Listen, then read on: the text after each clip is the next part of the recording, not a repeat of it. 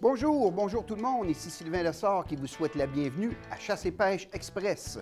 Aujourd'hui, ma destination, le bas du fleuve, la réserve faunique de Matane pour une expédition de chasse à l'orignal. Paysage fantastique et une aventure fertile en rebondissements.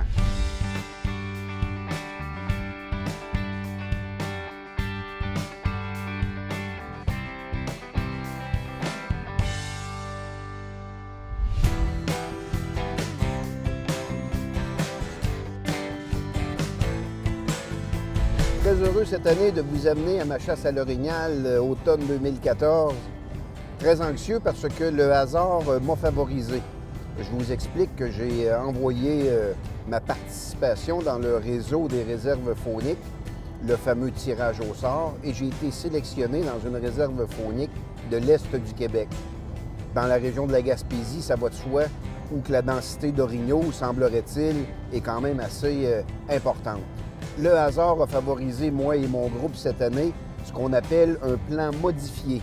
C'est-à-dire qu'on a une zone de chasse, on a un chalet en hébergement, on emmène nous-mêmes notre nourriture, donc c'est du plan européen, mais nous avons le service d'un guide. Donc ça va être intéressant, c'est une nouveauté pour moi. Donc mon groupe et moi, on s'en va justement rencontrer notre guide à l'accueil de notre réserve faunique pour ma partie de chasse à l'orignal.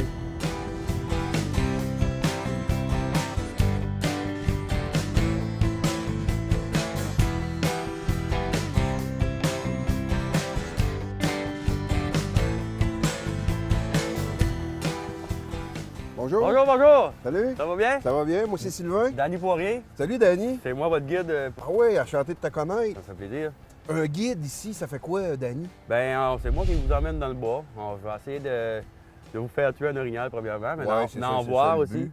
Puis, Parce qu'on a une zone attitrée à nous, là. on a une zone d'attribution, on a 44 km² de territoire. Tabarouette. Il y a 3,3 orignaux au kilomètre carré. Ça fait que ça te donne une idée qu'il y a au-dessus d'une centaine d'orignaux sur mon... On est sûr d'en voir. On est sûr d'en voir.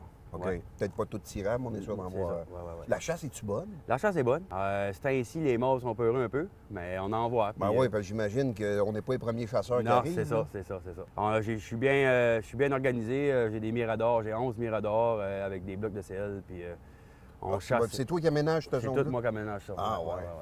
Ah, Je la ouais. connais pas mal comme la fond de ma poche. Puis un scénario typique d'une journée, on part avec toi le matin de bonne On heure? part le matin de bonne heure, puis après ça, on monte sur la zone. C'est sûr que je peux pas guider tout le monde en même temps. Non, c'est ça. Fait que je n'en prends tout le temps avec moi, puis je place les autres dans des miradors ou s'ils veulent marcher dans des chemins qui peuvent sécuritaires là, pour pas qu'ils se perdent ou quelque chose de même. là. Ouais. Bon, on va aller s'installer. Moi, ma gang s'en vient. OK, là. OK. Le chalet est juste. Chalet là-bas? Oui, le ménage est fait, tout est propre. Super. Ouais. Ah, ben Danny, crime, je suis anxieux. On peut-tu chasser tout de suite aujourd'hui en arrivant? On peut chasser, mais avant tout ça, quelque chose qui est très important, il faut aller tirer avec les carabines pour voir si les carabines sont précises. Ben, c'est sûr. C'est normal. c'est sûr. c'est ça. OK, bon, on dépack, puis j'attends mes chums. Ben, puis, je vais aller voir tantôt. On va se rejoindre. Merci, OK. Danny. Hey, Salut, câlé, mec. content d'avoir on est nerveux là, on va dire.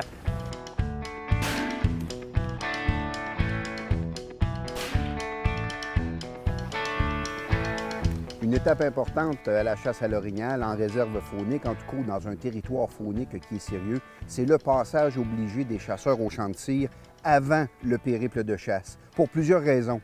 Le champ de tir permet de voir, entre autres, si l'ajustement de notre arme ne s'est pas déréglé durant le transport. Permet également au chasseur de se familiariser avec son arme, avec le chargement, et pour voir également si il est capable de tirer 3 projectiles de façon groupée. Ça permet également au guide d'évaluer le type de tireur que vous êtes. Bref, ce passage-là te permet, entre autres, d'être confiant dans ton arme, de ne pas douter lors du coup de feu fatidique sur une bête et finalement fait en sorte que la chasse est commencée. Donc ici, pour un territoire faunique, bravo, le passage au champ de tir demeure un exercice qui est apprécié et finalement fondamentalement important.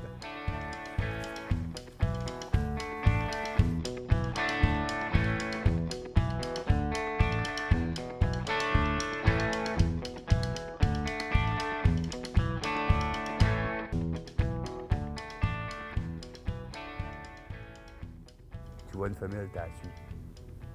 Souvent, t'amènes un bouc. Elle est belle, en tout cas. Elle nous regarde, là. Ah ouais.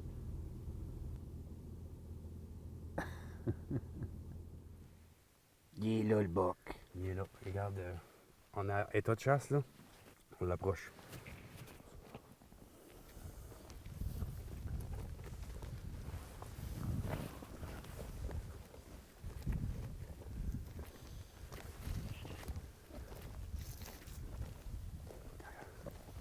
Il vient de partir à la course.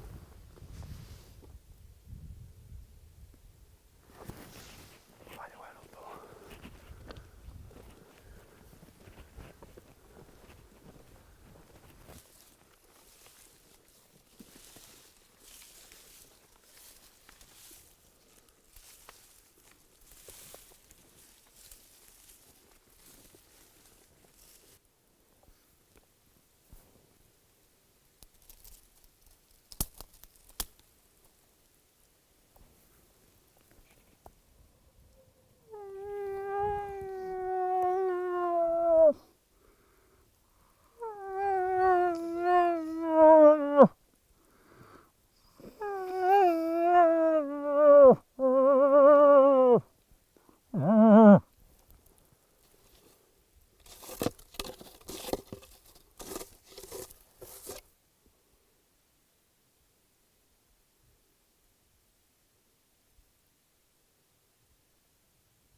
Alors, première journée fertile en rebondissement, c'est déjà terminé.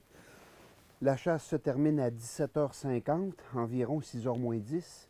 Bien là, on est environ 18h40, 18h45. On va se faire un bon souper, mais on a vu des gibiers ce soir. En tout cas, pour une prospection de zone, déjà des signes avant-coureurs de présence de gibier. Aux lumières ce soir, on a vu des pattes grises qui se sauvaient devant nous. Donc, tout pour nous exciter. Mais après un bon repas et une bonne nuit de sommeil, déjà demain, le départ, déjà programmé par le guide à 6 h du matin pour aller remonter dans notre zone. Et c'est là véritablement qu'on va pouvoir établir nos stratégies de chasse. Alors, belle journée déjà, initiation emballante, si on peut s'exprimer comme ça. Et si vous le permettez, ben, on va aller un peu se reposer dans la chaleur de notre camp, ici en réserve faunique, puis on va penser peut-être et rêver à nos orignaux de demain.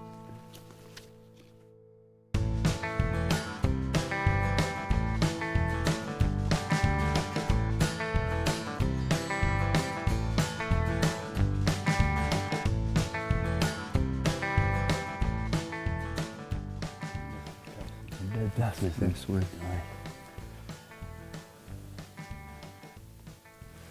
Là, on n'a pas de vent.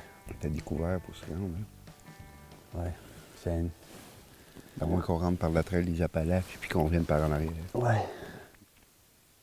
Où? Si elle est là, ça veut dire que le père est là, là. Ah oui.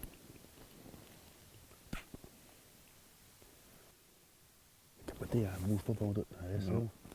Elle mange même pas. On va essayer de s'approcher, là.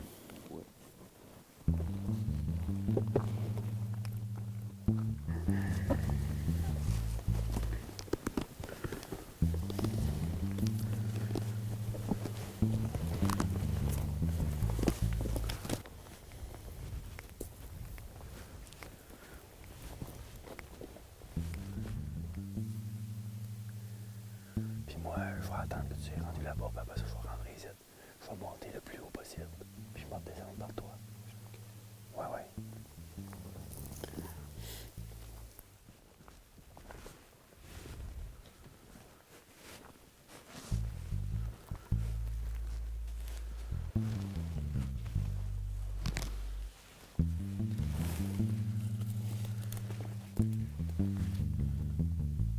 Quatre femelles.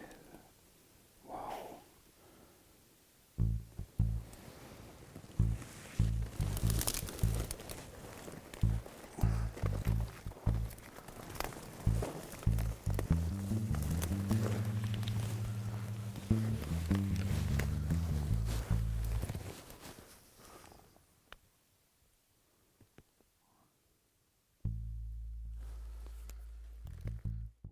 Il y en a une qui est sortie plus à gauche. Les trois ont sorti à queue leu-leu. La quatrième était plus à gauche, puis elle a parti de suite par en bas. Puis t'as vu que c'était une femelle, là? Ouais. Ah ouais, je les ai vus comme il faut. Ouais. J'ai pris mes jumelles, Ouais, ouais. je les ai regardées les 4. Ça veut dire que le bouc il a tout bien fauché tout de suite, là, mais je l'ai pas entendu. Je faisais attention, là. Pas pire. Ben, C'est c'est une bon. belle shot. Ah ouais, belle shot. On était bien positionnés ici, là. On les a vus sortir. Puis, vois-tu, ils ont passé de 230 verges, 210 verges, Ah, t'es pas... 170 verges. Là, j'ai dit tabarouette. C'est vrai que là, que le monsieur suivait pas parce que. Ouais.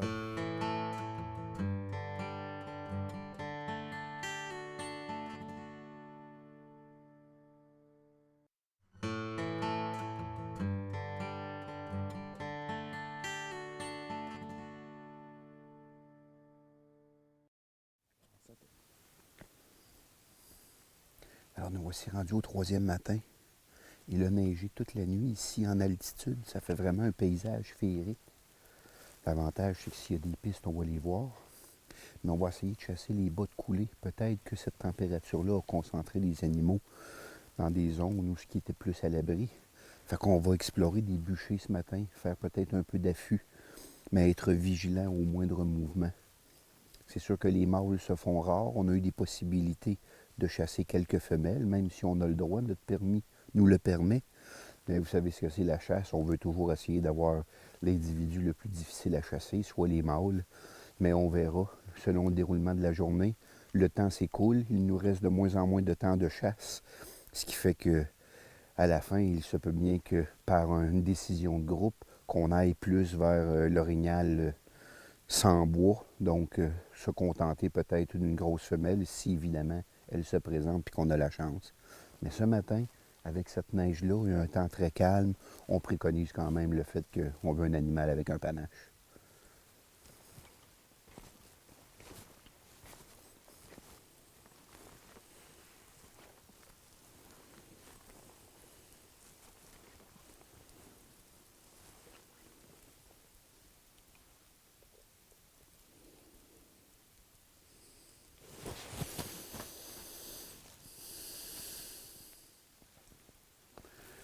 On a affaire à une situation de chasse un peu difficile ce matin. On a localisé des orignaux dans un grand bûcher. Un bûcher, j'évalue à peu près 7 à 10 ans. Donc, il y a de la nourriture. Les orignaux ont sorti durant la nuit s'alimenter. Sauf que le chemin qui donne accès à ce bûcher-là, ben, il est dans le milieu du bûcher, ce qui fait que le chasseur est exposé. Donc, on essaye de s'approcher sans trop faire de bruit, mais ils reconnaissent nos silhouettes, c'est sûr. Ils voient très bien le mouvement. Et on porte évidemment des dossards. Bon. Donc, la stratégie ici s'avère d'essayer de passer pour un orignal. Donc, changer notre rythme, se déplacer très lentement en faisant de petits pas. Et je me promène avec mon omoplate. L'omoplate est très blanche.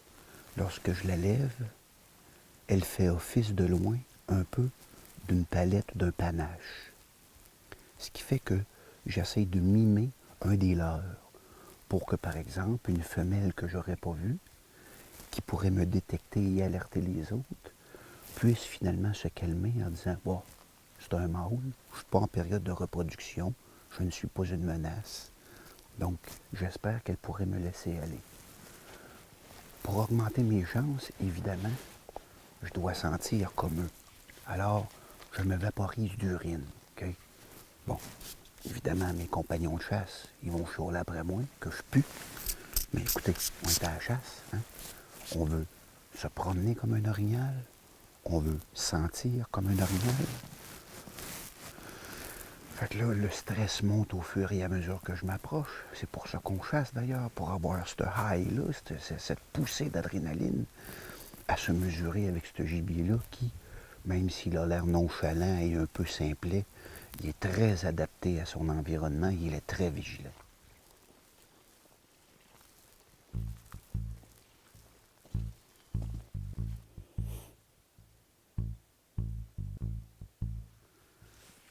Celle qui est dans les arbres là-bas, là, elle nous a vu.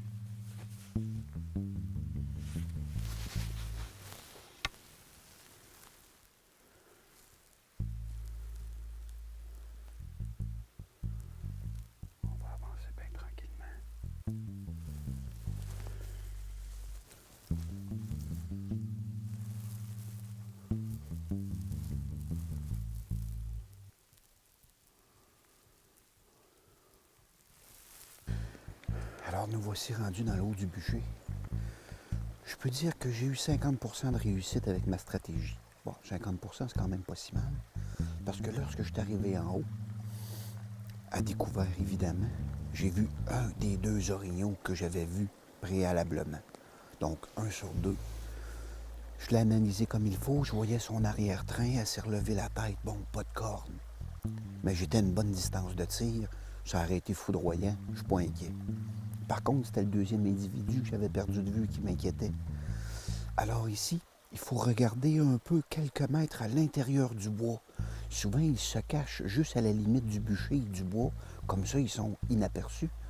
Alors, j'ai scanné comme il faut avec mes jumelles l'orée de la forêt et j'ai vu un 2e individu qui était accompagné d'un veau. Donc, automatiquement, c'est une 2e femelle. Mais beaucoup de suspense, je suis content. Ma stratégie a quand même assez bien fonctionné. Cependant, j'ai remarqué qu'une fois rendu en haut du bûcher, on voyait très bien le chemin forestier qui donne accès au bûcher, donnant tout le loisir en masse à ces 2 femelles-là de me voir s'en venir quand même tranquillement. Puis, ils sont capables de reconnaître quand même assez bien un dossard orange et un chasseur. Donc, je n'étais pas vraiment surpris qu'ils soient vraiment pas aux endroits que je m'attendais, mais cependant, j'ai quand même vu clairement un individu avant qu'il prenne la poudre d'escampette en forêt. Donc, de belles sensations de chasse ce matin. Je suis bien content d'avoir vécu ça. Des sensations qu'on ne retrouve justement que à cette chasse à l'orignal, qui est quand même un gibier très convoité et rempli de surprises.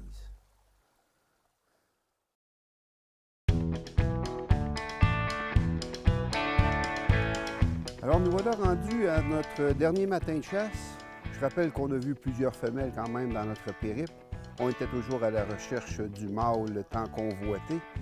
Mais en attendant le mâle et en essayant de prospecter le territoire pour le débusquer, eh bien voilà que vous constaterez avec moi ce matin que les conditions météo se sont gravement détériorées. De la neige fondante, du grésil, même ici du verglas. Je rappelle qu'on chasse en très haute altitude dans les montagnes de la Gaspésie. Et dans la réserve faunique ici, il y a une belle présence d'animaux, sauf qu'il faut être capable de les localiser et de les voir. On est en plein nuage, on est dans une grosse couche nuageuse avec des vents quelquefois violents, ce qui fait que c'est pratiquement impossible de localiser les animaux dans les grands bûchers, tels qu'on le faisait depuis le début de notre périple. Donc ici, avec un vent comme ça et des conditions météo pénibles, c'est sûr que les animaux sont probablement couchés et ils vont très peu bouger. Donc c'est à nous, chasseurs, de prendre le bois à ce moment-là, de vérifier notre vent et d'être en mesure peut-être de tomber sur l'animal qui ne s'attend pas à notre présence. Fait que c'est notre stratégie d'aujourd'hui, mais en tout cas, ça va nous prendre une sérieuse dose de chance. On dit toujours que la chance fait partie du chasseur. On espère qu'aujourd'hui, la chance sera au rendez-vous pour notre groupe parce que conditions météo telles qu'elles sont là, la chasse s'annonce particulièrement difficile.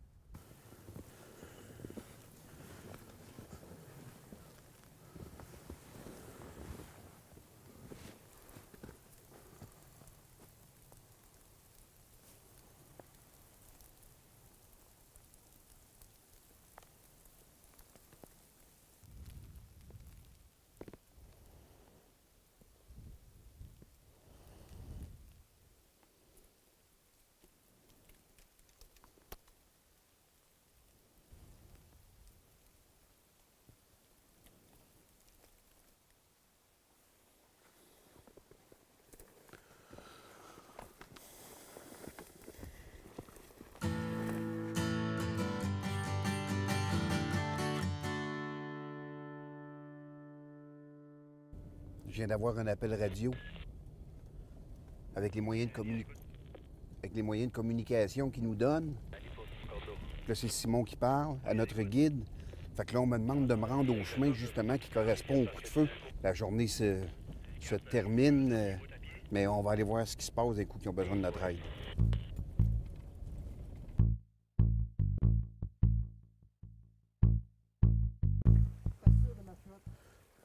J'avais hâte d'entendre ça. C'est où, Danny? OK, plus à droite. L'autre bord au bord de la calvette.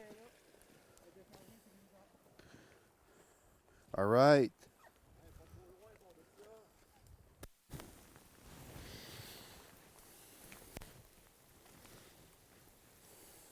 Bon. Stéphane, félicitations. Merci beaucoup. Hey, belle équipe. Bien sûr. Il a pas saigné, là. Non, il n'a pas saigné. Il n'a pas pondu. Hey, une belle histoire qui fait du bien. Yes. Dernière minute. On a travaillé dur. Ah ouais, on l'a travaillé.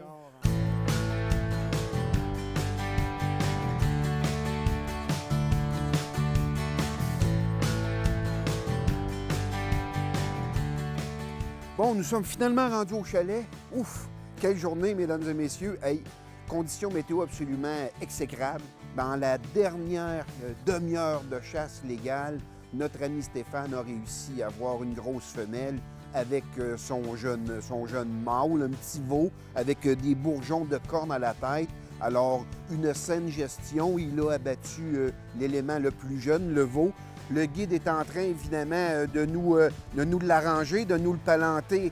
On est heureux, oui, mais vous savez, la finalité de la chasse, si on n'avait pas eu de gibier en tant que tel, on serait revenu comme bredouille. Est-ce qu'on aurait passé un mauvais séjour? Bien, je ne crois pas. Je fais partie de la philosophie ici des chasseurs, du groupe des chasseurs, qui, pour une expédition de chasse, le gibier, c'est un peu un bonus. Oui, la chasse, c'est le dénominateur commun. Mais finalement, c'est toute la vie de groupe que l'on passe ensemble. On vit exactement ce que les autres vivent autour de nous, ce qui fait en sorte que cette union-là du groupe devient très fort. Et finalement, à la fin, gibier ou pas gibier, on a vécu une très, très belle expérience de chasse. Donc, ce soir, bon repas. Je suis sûr qu'on va trinquer à notre orignal. On a Stéphane, qui est l'abatteur, qui, lui, est des plus heureux. Alors, ça m'a donc fait un énorme plaisir de vous présenter ma chasse à l'orignal édition automne 2014.